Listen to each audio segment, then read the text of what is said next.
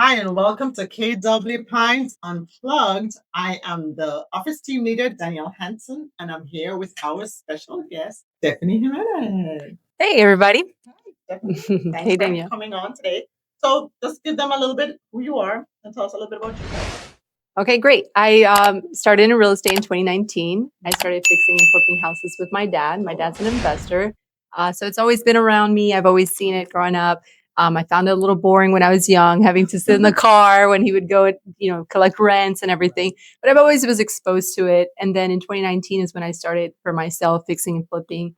Had him as a mentor to be able to do that. And then it was really around COVID time when I saw an opportunity to be able to get my license. And then just from there, been able to help people, just my family, and then also members of my church as well. I love that. So she's a COVID in 2020. Yes. I jumped on the train. I love that. I love that. And in your last post, congratulations. I saw that you helped 35 families last year. Yes. So let's start with that. How did you do that? What was your book of business to get 35 families? So I actually started in the beginning of the year. I was on a team. I was working at EXP, and I was on a high level team. She did a lot of leads outsourcing through like Zillow and such. And I handled her business, but a lot of the business that I was doing was also my own sphere. So I did find an opportunity around the middle of the year to step out.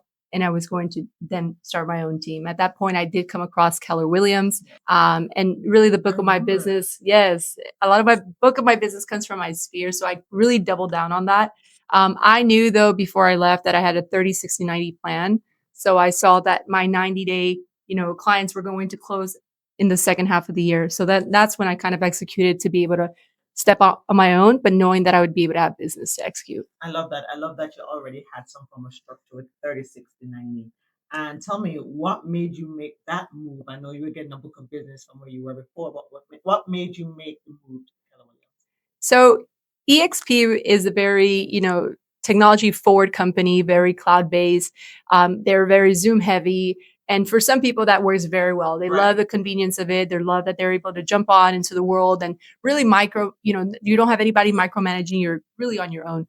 For myself, I'm a little bit more traditional. I like the office approach. I like to be able to meet here with not just the leadership team, but also the other agents. Yeah, because agents in the business, I mean, you never are going to know everything. And so I love to be able to learn and piggyback from what other people are doing. So I didn't want to lose that. And if I left the team there, because it is a cloud service brokerage, there is not like an office that you can go to. Right. So I found a lot of value in being able to come to an office that has a managing broker. Mm-hmm. So even though I'm not part of a team, I do feel like I am a big part of a team here at the KW Pines office. And then the second, what really the most important is the shared values of God, family, and business.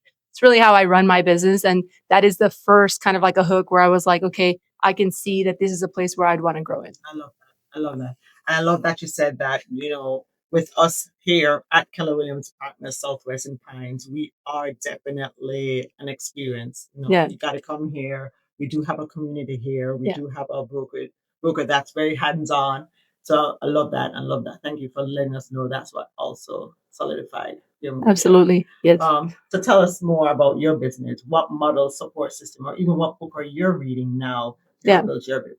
So one of the books I was talking to you about earlier was Buy Back Your Time. Right here. It's shameless plug. I'm not getting paid anything for this, but I love this book just because it changed a lot my perspective of how I think. There's a quote that I love to kind of go back to, and it says, don't hire to grow your business, hire to buy back your time. And the concept of this is always that people are looking into, I'm going to hire a social media person. I'm going to hire this, and a lot of times you even hire out the things that you actually love to do. Right. So instead, I'm always looking to hire like, what can I hire so I can get my time back? So that's what I'm looking for. So as you know, I hired my best friend who's my transaction manager and does all admin things for me. Right. So she really allows me then to free up that part of my time so I can focus on people and money making activities, which is really what, as the owner or leadership of a business, you should be focused on. Yeah. So that's the whole concept behind this book is really just, how can I look to invest in my business? Mm-hmm. And sometimes people think, well, I can't hire that out because, I need money to be able to do that. So once I make more money, then I'm going to do that. And I just looked at it the other way around and said, I'm going to take this off of my plate so I have more time to make more money. And then once you're able to do that, then you can do it again. Now, what can I hire next? Let me hire out social media. Let me hire out this, etc. I like that because now you're building a support or a system behind your business. And here we always say that's called leverage, right? So what you're doing is building out the leverage of your business. So I love that. And with that now, as your business grows and you know you have your goals for this year, what's getting harder for you that's used to be easier? Definitely control. That's just something that letting go, right? Letting go of control. Growth requires trust. And so you have to trust the people that you hire to be able to, like I said, if I'm going to trust and hire Genesis to do these tasks, I have to trust that she's going to get the job done. Right. One thing is a lot of times, leaders have a hard time with saying, well, it's not exactly how I would have done it myself. So I'd rather just do it myself because no one's going to do it the way I do it. But not as fast as you would have done it. Yeah, or not even, or as detailed, or this and that, because when you create something, when you own something, you have a lot of heart and passion behind it, and you have the ideas of how you want it to look. And everybody doesn't have not everybody thinks the same way you do, or would have approached it the same way you do. But another thing I learned from this book says that like if it's done even 80% of how I would have done it, then that's 100% better than if I would have had to do it myself. So that's that just concept of like letting go of control and not having to micromanage everything. I actually kind of just like review things before they go out, but I'm no longer putting them together. Love that. Because definitely in leadership, we do have to learn that. We have to give up control and we have to trust the people on your team to get the job done. So good for that. So tell me, what's one of the greatest business lessons that you've learned? Okay, I learned this lesson it was on integrity. It was actually my first job I ever had. I was working at Panda Express. I was 15 years old. I like Panda Express. Yes, I was over on Pine. So I was promoted very early on because I've always just had a discipline for work and love working. So I was like a young 15-year-old, and I moved up there. But I had friends come that day, and the leadership team that morning has spoken to me, and they said, we see a lot of leadership qualities in you. And where do you want to go to college? So I told them I wanted to go to UF. It was a dream school that I had. And they said, well, we're looking into opening college campuses. So we want to be able to put people in place where you'd be able to open up and do this there. So great. That was a great way to start my day. And then my friends come and visit from, they got out of school, came to visit. And I gave them a free side of orange chicken. And that same day, I was let go. And I just remember thinking, I didn't expect that. I was so heavy on them to even let me go, but they made a point. They wanted to make a point that no one's above the system. Like if there's rules in place, and even though I was an asset to them, that is, you just broke integrity. And so I only had to learn that lesson one time in my life. Yeah, no. So after that, I just always meant that things are very black and white for me. Like meaning, everything that we do here affects people, their decisions. And sometimes you think I'm going to cut corners because it's going to advance my client and make my client look good, or I'm not going to tell everybody, all the details about my client. And I just learned that that's just not the right way. You don't win by trying to cut corners.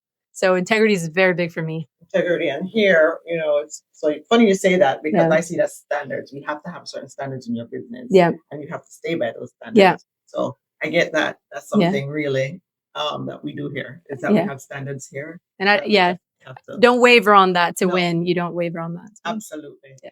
So when do you see yourself in the next 5 years? This is easy. Married, kids. So business is great, and it's always good to have, but you need to have personal goals as well. And so for me, it's definitely wanting to have somebody to share all of this with. And so definitely, I would love to be able to meet somebody that understands the demands of this business, and that loves this too. At the end of the day, what we do is just people business, right? It's a sales people business, but, I love the factor, like I really see my business as ministry. So having somebody to be able to share that with would be awesome. And then professionally, for how I see Dominion Acres and where this is going is, again, I do see Dominion Acres as ministry. We're helping people, I would say, expand territories, building legacies. And Genesis, who has very an admin bone, I want her to be able to oversee all things admin so I could just focus on sales. Yeah.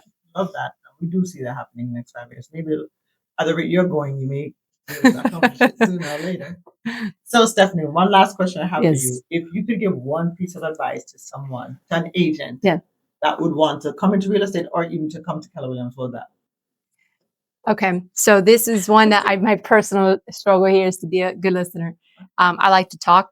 It's very easy for me to just spark up conversations with people. But the biggest challenge that I've learned in this business is to learn how to be a good listener, and not always have to give your opinion.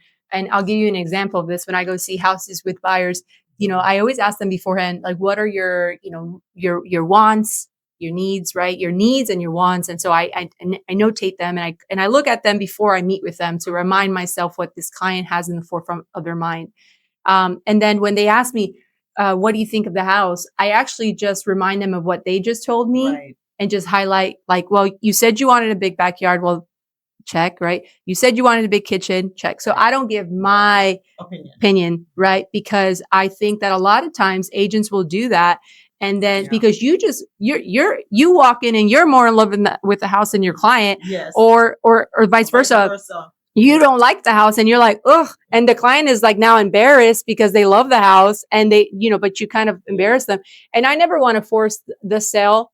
Number one, because it's not going to last. Either they're going to cancel during the inspection, you're going to waste a bunch of time and people's money, right? Or they're going to call you in a year because they want to sell that house because they were never really convinced. They just settled.